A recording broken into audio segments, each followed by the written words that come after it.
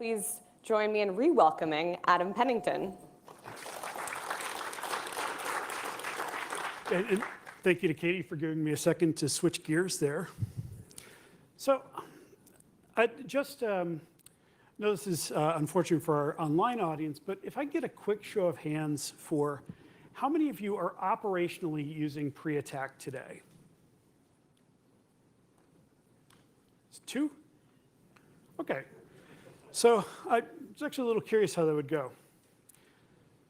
So one of the things that we told all of our speakers this week was not to introduce ATT&CK. And we actually really appreciate that people have been pretty good about that between both the external speakers and the ATT&CK updates people have been doing. But we know that not everyone has actually worked with pre-ATT&CK in the past, so wanted to actually start there. So most of what we've been saying when we mean ATT&CK this week is enterprise ATT&CK. ATT&CK was originally created to look at behaviors that adversaries do after they've broken into an environment. A separate team a couple years after that went to look at some of the adversaries' threat intelligence cycle and look at techniques for what adversaries would do before they broke into a system. So this is the graphic we've used for years where we're breaking up the kill chain into pre-ATT&CK and enterprise ATT&CK. So just about a year ago, we had an effort to take the launch and compromise tactics from pre-ATT&CK, cannibalize them, and create the initial access tactic. So this wasn't the same techniques, but it did represent the same coverage, the same space. And so we started the process of integrating pre-ATT&CK into ATT&CK. So if you remember back to Blake's original beginning, he talked about the idea of bringing some of the different attack efforts together and just making it all one big happy attack. And so rather than just go along and continue to take a tactic or two at a time, our plan is to rip the Band-Aid off and make pre-ATT&CK and ATT&CK all into one piece. So this is the picture I started with, and this is the picture we've been briefing for years, but it's not really quite accurate. So really where this space looks like is a little bit more like this. So pre-ATT&CK covers a space that actually comes before the kill chain, that's off into the adversary's intelligence planning cycles, some of the budgeting and resource management issues.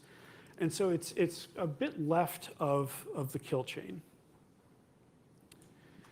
So in looking at how we actually want to take stuff from techniques and from pre-ATT&CK and looking at some of that space off into just Intel, we had to sit down and take a look at how do we decide what we pull in and what we don't. So a member of our team, Ingrid Parker, actually spent some time taking a look at this, where she went down and worked with us and came up with a couple of different things in how to decide what goes in. So the first of all is that it's technical. So it has something to do with electronics, computers. It isn't just a planning exercise. It's visible to some defenders. So the pre-ATT&CK space is different. So with ATT&CK, we're mostly talking about behaviors in your environment that if you did the exact right things, you probably could see. You might not want to alert on them, but they're in space that you control and have visibility into. The pre-ATT&CK space is a little bit different. So what we mean by some defenders is that maybe an ISP could see it, a DNS provider. Somebody up the chain actually has visibility into it somewhere. Evidence of adversary use.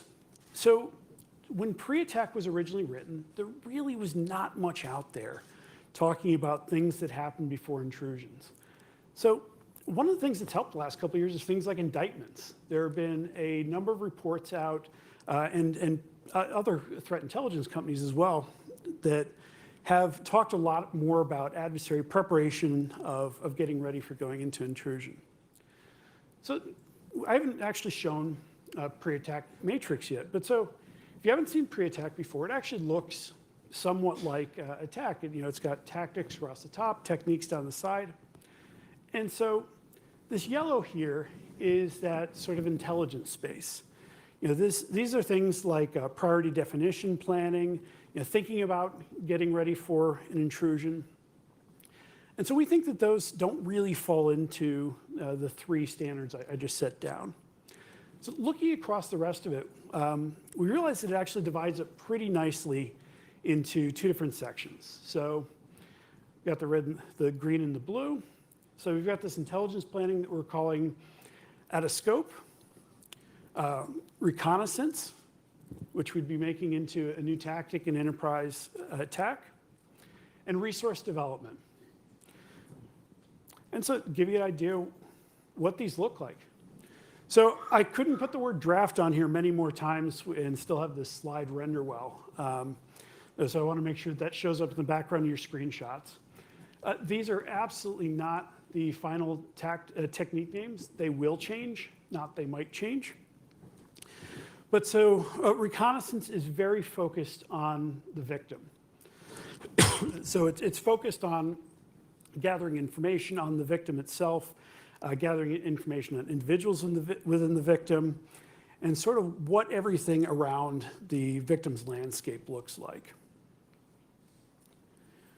We also have resource development. So resource development has two main types of information on it. We have infrastructure and capabilities. So those of you who know threat models that aren't attack, victim, infrastructure, and capabilities might start sounding a little bit familiar. And it's not completely an accident. And so resource development is the adversary actually building up the pieces that they need in order to do their intrusion. So building up like SSL certificates they need, getting a hold of any servers they want. We're going to be doing both where they are actually building it themselves as different from where they're acquiring it through other mechanisms where it's already built. But so this is the rough shape of what we think pre-attack is going to look like. So you might notice that this doesn't really look like current attack techniques. These are sub-techniques. And so this is not something that we're going to see in the next few weeks. This isn't, a couple of people have complained today that we did a release in, last Thursday, right before ATT&CKcon. People had to change up their slides. This is actually going to be a little bit longer coming. We still have some whiteboard sessions. And I should say that the techniques you're actually, and sub-techniques you're actually seeing here today are a process of a number of whiteboarding sessions between Katie Nichols and myself. Please join me in thanking Adam Pennington.